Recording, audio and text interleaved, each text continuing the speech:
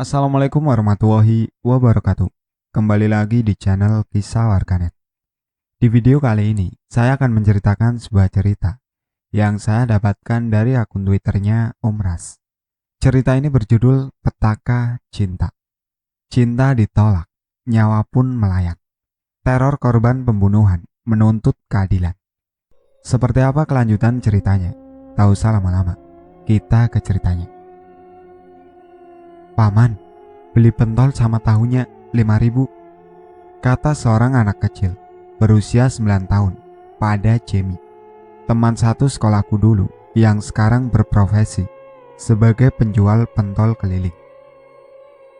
Gimana Jam? Tanyaku setelah anak kecil tadi pergi. Jamie duduk sambil menghela nafas panjang, matanya menerawang jauh ke depan. Aku belum tahu man, belum punya ongkos untuk pergi. Kau kan tahu sendiri seperti apa keadaanku sekarang. Sehari belum tentu upahku dapat 20.000. Apalagi pentol yang kubawa ini cuma 200 biji dan tidak tentu hari ini bisa habis terjual. Di zaman tersebut pentol harganya 3 biji 1.000. Kalau sekarang sudah rata-rata sebiji 1.000, jawab Jamie. Lalu kapan? Kalau kau terus menundanya, kapan kau akan keluar dari keadaanmu sekarang ini, Jam? Beranilah dalam mengambil langkah. Masa depanmu ada di tanganmu. Kalau bukan kau, siapa lagi yang akan merubah masa depanmu? Ayolah, kita mulai perjuangan ini sama-sama, ujarku saat itu. Terus membujuk Jamie agar mau ikut bersamaku merantau.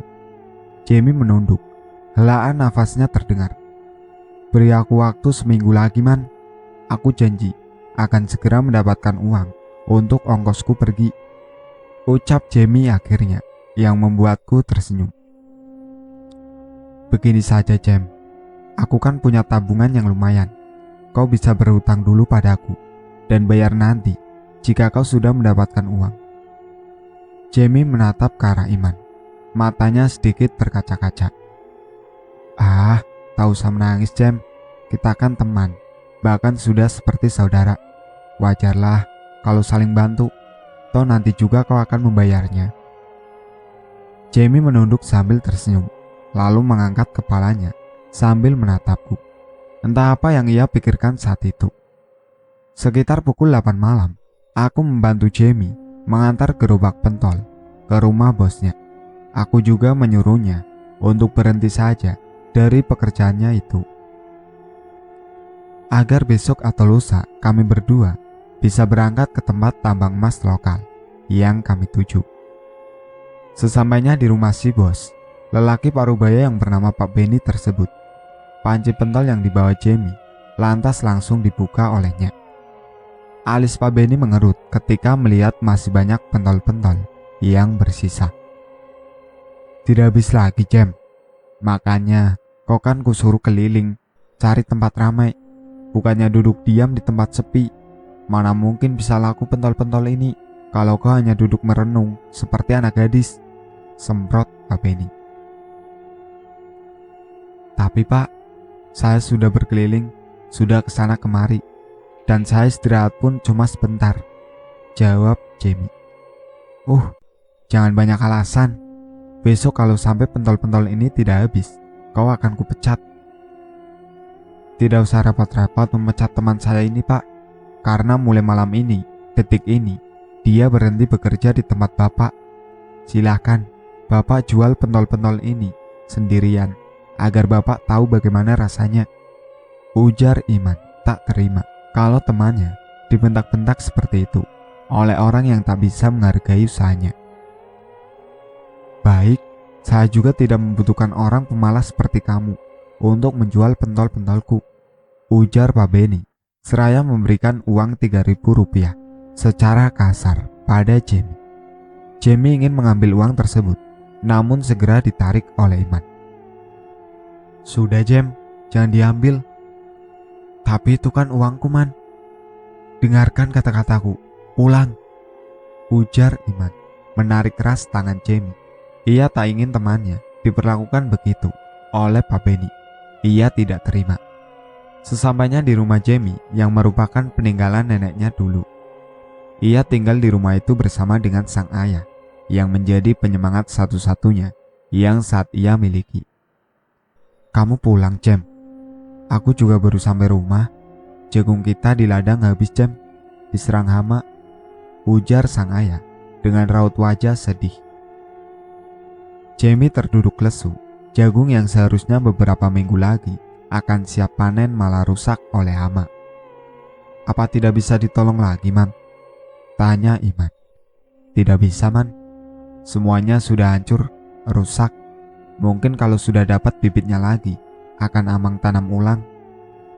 "Wah, sayang sekali," gumam Iman. 2 hari telah berlalu. Hari keberangkatan kedua sahabat itu masih terhalang izin dari orang tua Jamie. Ayahnya sangat khawatir dan masih belum bisa mengizinkan si Jamie untuk pergi bersama Iman merantau. "Jamie akan saya jaga kok, Mang. Saya tahu sifat Jamie, makanya saya berani mengajak dia. Karena saya tahu Jamie itu orangnya seperti apa." "Berat, Man. Rasanya Amang ini berat sekali mengizinkan si Jamie pergi. Kau kan tahu, dia ini tidak pernah berpisah lama dengan Amang. Amang takut jika nanti terjadi hal-hal yang tidak diinginkan padanya." "Amang tenang saja. Jamie kan sudah dewasa, sudah tahu mana yang baik dan buruk. Lagi pula dia ini orangnya pemaaf dan penyabar. Jadi Jamie tidak akan kenapa-napa di perantauan." Ayahnya Jamie menghela nafas panjang. "Kau yakin akan merantau? Kau tahu kan resiko di perantauan seperti apa? Cobalah pikirkan sekali lagi. Aku tidak mau terjadi apa-apa terhadapmu." "Aku yakin, Bah. Aku ingin merubah kehidupan kita agar menjadi lebih baik. Aku tidak ingin melihatmu terus-terusan berladang di hari-hari tuamu. Aku ingin membahagiakan Abah. Sangat ingin, Bah," ucap Jamie. Tatapan lelaki parubaya tersebut nampak sedih. "Baiklah, Jam. Aku mengizinkanmu untuk pergi. Tapi dengan satu hal. Kau harus ingat semua nasihatku dan tetaplah seperti ayam betina, tidak suka berkelahi atau membuat masalah." Jamie dan Iman tersenyum. "Baik, Bah. Aku berjanji," ucap Jamie. "Jamie pasti akan jadi orang sukses, Mang. Dia pasti akan membahagiakan Amang," sela Iman. "Amin ya Allah." Iman tersenyum menatap kapal-kapal yang merapat di pelabuhan. Akhirnya merubah perjuangan akan dimulai di titik ini. Mereka berdua berjalan ke arah kapal bersama dengan penumpang lainnya. "Karcis ranjang, Pak," ujar seorang anak buah kapal. "Iya, di mana yang kosong ya?" "Ini, Pak, nomor 6. Berdua kan? 2.000 ya, Pak." Iman mengangguk seraya mengeluarkan uang logam dari kantongnya dan membayarnya pada anak buah kapal tersebut. Singkat cerita, perjalanan panjang pun dimulai. Jamie yang memang mudah akrab dengan orang terlihat sedang mengobrol dengan seorang pasutri parubaya. Iman yang melihat sahabatnya itu cuma bisa tersenyum. Lalu kemudian ia melanjutkan rebahan santainya. Hari-hari telah berlalu. Singkatnya, kapal yang dinaiki Jamie dan Iman itu pun sudah bersiap-siap untuk merapat di pelabuhan.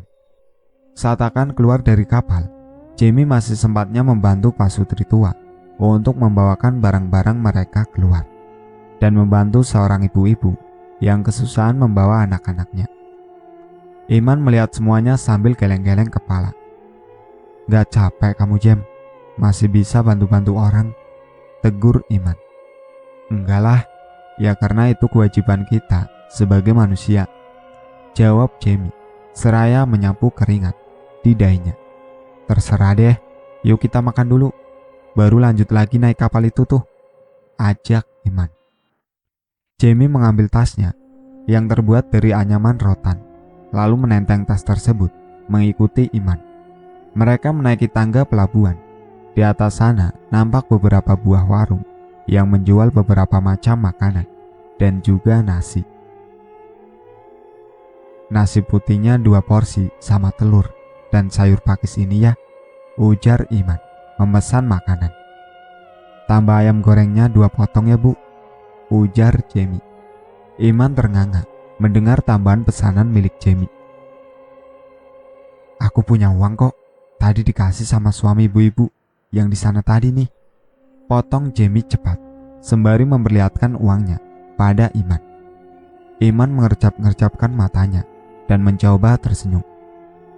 Selesai makan, mereka kembali melanjutkan perjalanan dengan menaiki sebuah kapal yang ukurannya lebih kecil dari yang pertama mereka naiki. Singkat cerita, hari itu mereka sudah bersiap untuk naik ke gunung yang merupakan satu-satunya jalan menuju tambang emas lokal yang berada sangat jauh dan butuh 3-4 hari malam jalan kaki untuk tiba di sana. Kau tak bilang man, sejauh itu kita akan berjalan. Mana persediaan makanan, cuma segini, ujar Jamie. Kau ini Jam, kan ini hutan. Dan di hutan tentu banyak segala jenis binatang. Nah, untuk bertahan hidup, kita berdua bisa memakan apapun yang ada dan disediakan oleh alam. Gampang kan? Jamie melungu mendengar perkataan Iman. Kau memang nekat man. Sialnya aku malah setuju untuk ikut. Iman tertawa pecah lalu berjalan bersamaan dengan orang-orang lainnya. Mereka terus berjalan sampai tak terasa sudah 2 hari. Mereka berada di tengah jalanan setapak yang membentang di hutan tersebut. Rombongan yang awalnya 12 orang, kini hanya tersisa 8 orang saja, termasuk mereka berdua, karena sebagian di antaranya masih beristirahat di belakang. Kita istirahat dulu ya Jam, perutku rasanya sudah lapar. Sudah saatnya kita makan, ujar Iman. Jamie duduk di bawah pohon sambil memejamkan matanya, sementara Iman mengeluarkan peralatannya yang akan ia gunakan untuk menjerat hewan, seperti burung atau apapun yang bisa mereka makan. Jam, woi, astaga, bangun, panggil Iman pada Jamie yang ternyata malah tertidur. Jamie mengercap-ngercapkan matanya, rasa lelah, ngantuk, lapar membuatnya tertidur. Bantu aku memasang jebakan ini di sana Jam. Kulihat tadi di sana banyak burung karuang, punai, dan paragam. Kau bawa alat-alat begini man? Iyalah, kan aku sudah tahu kalau uang yang kubawa tidak akan cukup. Makanya aku bawa alat seperti ini, jawab Iman. Setelah memasang perangkap burung, keduanya mulai beristirahat. Sore harinya mereka terbangun karena rintik-rintik hujan mulai turun dari langit. Mereka bergegas mencari dedaunan untuk menutupi kayu-kayu kering yang sudah mereka kumpulkan untuk membakar burung yang kemungkinan berhasil masuk perangkap. Hujan mulai lebat, keduanya duduk di bawah pohon dengan baju yang sudah basah kuyup.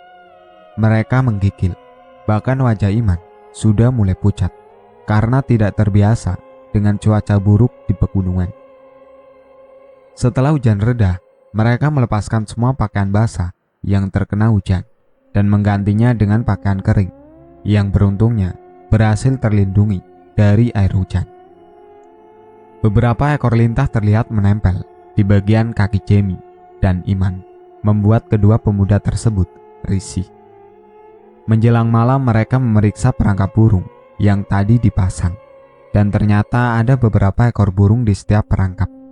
Senyuman Jamie dan Iman terlihat. Syukurlah kita bisa makan malam ini man, ucap Jamie. Setelah menyembelih dan membersihkan burung-burung itu, Iman menghidupkan api dengan korek yang ada di tasnya. Karena di sekitar mereka basah, api sedikit sulit untuk hidup. Mereka berpikir kalau malam itu mereka bisa makan dengan kenyang. Namun ternyata tidak. Karena beberapa saat kemudian datanglah beberapa orang ke arah mereka. Ternyata mereka adalah rombongan penambang yang baru datang. Mereka juga mengaku sangat kelaparan. Dan karena Jamie ini orangnya baik dan tidak tegaan, jadilah dia mengajak orang-orang tersebut untuk ikut bergabung dengan mereka. Selesai makan, mereka berbincang-bincang dan bercerita panjang lebar. Dan rupanya salah satu di antara orang-orang tersebut adalah bos lubang, bos tambang emas lokal yang memiliki beberapa lubang galian emas di tempat yang akan Jamie dan Iman tuju. Karena kebaikan mereka, bos lubang itu pun menawari keduanya pekerjaan dan tentu saja langsung disetujui kedua sahabat tersebut. Dan keesokan harinya, mereka pun melanjutkan perjalanan. Malam hari, kira-kira sekitar pukul 2 sampai 3 malam, mereka sampai di rumah bos tersebut yang kemudian akan kita panggil Pak Anang saja. Mereka disuruh untuk beristirahat sampai esok pagi dan kemudian akan diantar ke tempat lubang. Singkat cerita, pagi pun telah tiba. Suara ramai sekali dari arah luar membuat Jamie dan Iman ikut terbangun. Ternyata mereka menemukan mayat seseorang yang tidak diketahui siapa di dalam jurang. Yang kemungkinan karena terperosok lalu jatuh dan terhantam pada pepohonan yang membuatnya langsung meninggal seketika. Bukan hal yang mengejutkan lagi jika ada penemuan-penemuan mayat di sana, karena memang jalan yang sangat curam diapit oleh jurang-jurang mengerikan. Belum lagi binatang-binatang liar seperti beruang ataupun macan dan ular yang siap menyerang ketika mulai merasa terusik. Dan mayat-mayat itu biasanya tidak akan dibawa pulang ke kampung, melainkan dikuburkan di pemakaman umum yang ada di sekitar sana. Jamie melirik Iman. "Ini pertanda, Man. Sepertinya kedatangan kita di sini tidak disetujui," bisik Jamie. "Ah, bicaramu, Jam. Lagi pula dari mana kau tahu kalau kedatangan kita tak disetujui?" "Itu, Man. Ada orang meninggal yang tak wajar saat kita baru sampai di sini." "Ah, itu sih memang sudah takdirnya. Memang sudah ajal. Mau gimana lagi?" Jamie menghela nafas panjang setelah orang-orang yang membawa mayat tersebut pergi. Jamie dan Iman juga ingin mengikuti dari belakang, tetapi segera dihentikan oleh Pak Anang. "Orang baru tidak boleh ikut mengubur. Kalian tunggu saja di sini," ujar Pak Anang dengan tatapan mata yang lekat menatap keduanya. Iman dan Jamie mengangguk sambil tersenyum paksa. "Baik, Pak." "Nah kan, aneh," gumam Jamie saat Pak Anang sudah jauh berjalan. "Aneh apanya? Menurutku biasa saja. Mungkin Pak Anang gak mau kita kelelahan, karena kan setelah ini kita akan diantar ke tempat galian lubang emas," kata Iman santai. Sekitar jam 11 siang, barulah Pak Anang pulang. Beliau nampak sangat kelelahan. "Kalian akan diantar anakku. Di sana juga ada pondok, jadi kalian bisa tinggal di sana. Karena kalau bolak-balik, jaraknya cukup jauh," ujar Pak Anang. "Tidak masalah, Pak. Yang penting kami bisa kerja," jawab Iman. Tidak beberapa lama setelah itu keluar seorang pemuda dengan rambut acak-acakan dan baju merah yang warnanya telah memudar. "Kau antar mereka ke pondok ya. Beritahu juga lubang galian di wilayah kita.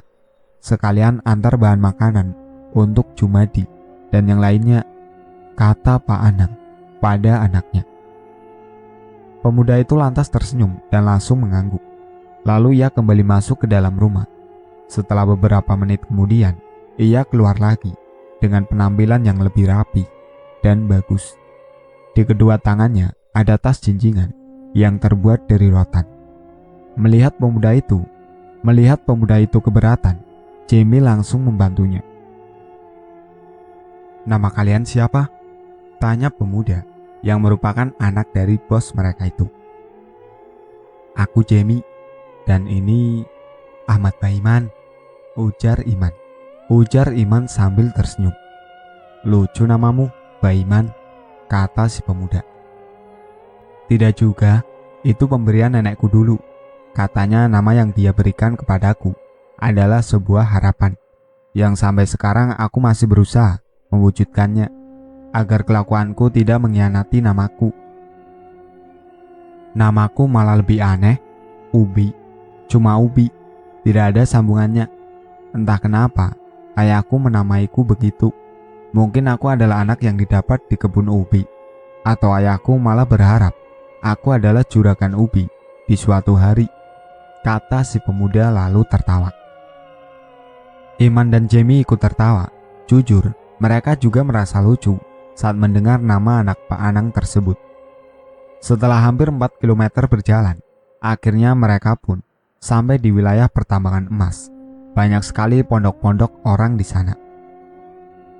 Sapa Ubi pada salah seorang laki-laki berusia 30 tahunan, berkulit putih, dengan mata yang berwarna biru cerah, mirip seperti bule. "Oi," sapanya. "Kenalkan, mereka ini baru masuk kerja di sini. Ini namanya Jamie, dan yang ini Baiman," kata Ubi. "Panggil Iman saja," sahut Iman tersenyum. "Wow," gumam Jamie saat melihat dengan jarak dekat pada laki-laki. Gumam Jamie saat melihat dengan jarak dekat pada laki-laki mirip bule tersebut. "Aku bangau atau albino.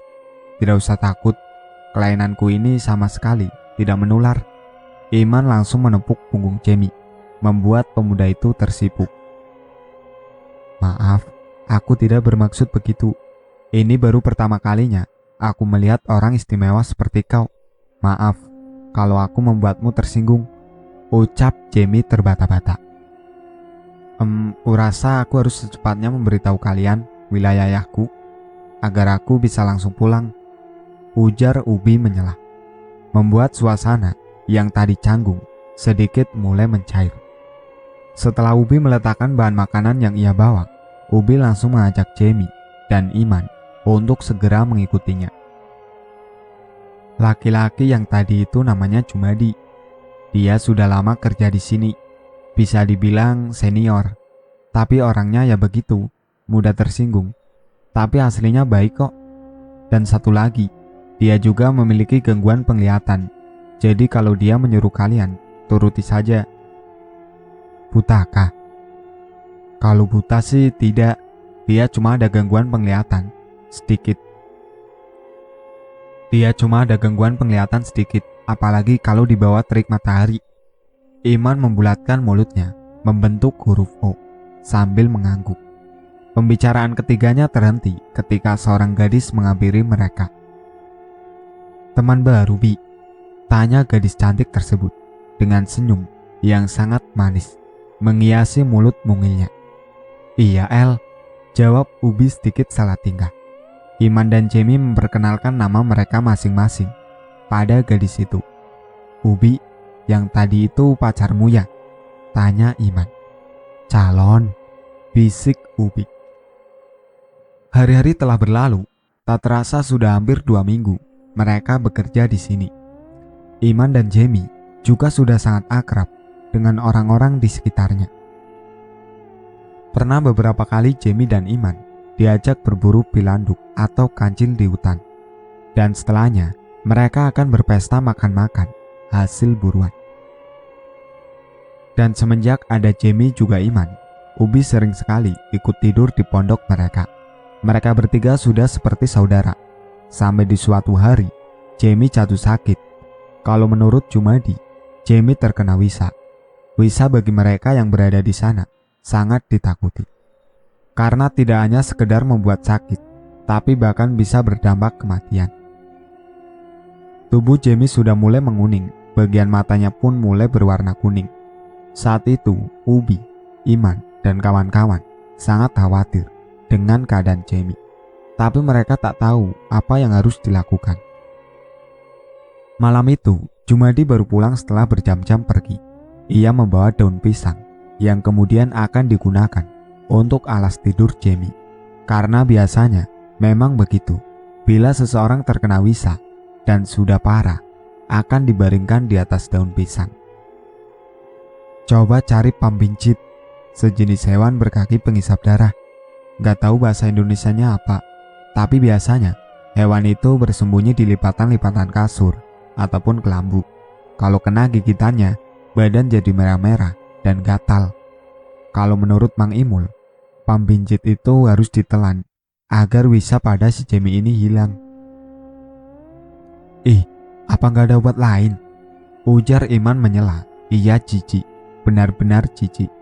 Karena memang hewan itu selain pengisap darah, juga memiliki bau yang sangat tidak enak. Kalau mau sembuh, ya dicoba. Kalau nggak mau berobat, ya jangan sakit, kata Jumadi. Memangnya sakit itu pilihan Jamie? Yang namanya sakit nggak bisa ditentukan, balas Iman. Ah, sudah. Kalian ini kenapa sih? Apapun itu lakukan saja. Yang penting Jamie bisa sembuh, ujar Ubi sembari berdiri. Iman menunduk, namun hatinya masih tidak setuju kalau sahabatnya harus dikasih makan pambincit. Ubi dibantu Eli mencari pambincit di lipatan-lipatan kasur tipis yang sebelumnya digunakan oleh Jamie untuk tidur. Setelah beberapa saat, Eli dan Ubi mendapat cukup banyak binatang pengisap darah tersebut. Ada sekitar 10 ekor lebih yang besar-besar. Saat Ubi akan membawanya kepada Jumadi, tangannya dicekat oleh Iman. Kau yakin, Bi? Tega ngasih begini ke Jamie? Jamie itu teman kita. Astaga man, apa salahnya kita coba? Lagi pula ini bukan naga, bukan binatang berbahaya. Iman menghela nafas panjang. Ia melepaskan tangan Ubi, lalu duduk bersandar pada dinding pojok. Dalam hatinya Iman terus bergumam, awas saja nanti, kalau tidak ada hasil, kalau sampai Jamie makin parah setelah dikasih binatang sialan itu. 3 hari kemudian, keadaan Jamie benar-benar semakin membaik. Warna tubuhnya juga sudah mulai normal. Namun ia masih tidak dibolehkan masuk ke pondok dan harus menunggu benar-benar sembuh baru bisa masuk ke dalam. Iman dan Ubi juga Eli yang sering tidur di luar sambil menjaga Jamie. Meski Eli tidak bekerja pada ayahnya Ubi, namun karena mereka sudah sangat akrab, makanya Eli sering sekali berada di sekitar wilayah milik ayah Ubi. Dan Ubi tentu saja senang karena ia sudah cukup lama naksir pada gadis itu. Setelah Jamie sudah benar-benar sembuh dan bisa kembali bekerja seperti biasa, Iman mengatakan kalau dirinya akan pulang sebentar untuk memberikan uang pada orang tuanya. Kau mau ikut sekalian gak, Jam? Uangku yang aku kumpulkan masih sedikit. Sepertinya aku belum bisa pulang. Tapi kalau kau pulang, aku mau menitipkan kiriman untuk ayahku. Malas aku kalau sendirian, Jam. Belum lagi di jalan, nanti aku berjalan sendirian malam-malam lagi. Kalau aku diculik hantu beranak, kau mau tanggung jawab? Loh, bukannya mau pulang itu kemauanmu, kenapa jadi menyalahkan aku? Dasar kutu. Pulang saja ya, Jam, biar rame-rame jalannya. Kau takut? Tidak, siapa bilang aku takut? Jamie menggelengkan kepalanya, lalu memasang baju tilasan untuk segera memulai pekerjaan. Ia berjalan keluar pondok dan meninggalkan Iman, diikuti oleh Jumadi yang baru saja selesai sarapan. Jangan manja, laki-laki kok takut hantu, ejek Jumadi. Iman menatap Jumadi dengan mata melotot. Ia kesal mendengar ejekan yang ditujukan padanya tersebut. Sayang dia tua, coba kalau masih muda, sudah kuhih, gerutu Iman sembari mengepalkan tangan. Iman keluar pondok untuk bekerja hari itu. Namun saat baru sampai di depan galian, ia terdiam melihat Eli dan Jamie sedang mengobrol. Kerja, Jam, ujar Iman sembari menarik tangan sahabatnya tersebut. Jam, ini makanannya gimana? Kata Eli. Tahu nih Iman, main tarik-tarik aja. Seenggaknya hargainlah, Eli sudah membuatku makanan untuk kita, daripada mubadir. Kau juga kan tahu gimana sulitnya orang-orang membawa bahan makanan ke sini. Iman menghela nafas panjang, lalu mengikuti Jamie yang kembali duduk untuk menyantap makanan yang dibawa oleh Eli. Jum, sini makan dulu, panggil Iman. Enggak, udah kenyang. Sebentar lagi Ubi datang, yuk kerja dulu. jawab Jumadi. Iman mengentak-entakkan kakinya ke tanah beberapa kali. Ia takut jika nanti akan terjadi kesalahpahaman antara kedua sahabatnya. Sebisa mungkin Iman membuat jarak antara Jamie dan Ellie yang terlihat sudah mulai menaruh hati pada Jamie. Kau suka dengan si Ellie itu, Jam? Tanya Iman. Loh, bukannya Ellie calonnya Ubi? Kalau masalah suka, ya memang aku suka, tapi hanya sebatas teman, tidak lebih. Iman menghela nafas lega. Syukurlah kalau begitu, berarti tak ada yang perlu aku khawatirkan. Lagi pula kau harus ingat, Jam, biar penampilannya urakan, tapi si Ubi itu yang sudah mencarikan pembincit untuk obatmu. Jadi jangan mengkhianati pertemanan kita ini. Kau berpikir sampai jauh itu, Man? Memangnya aku ini terlihat seperti pengkhianatkah sekarang?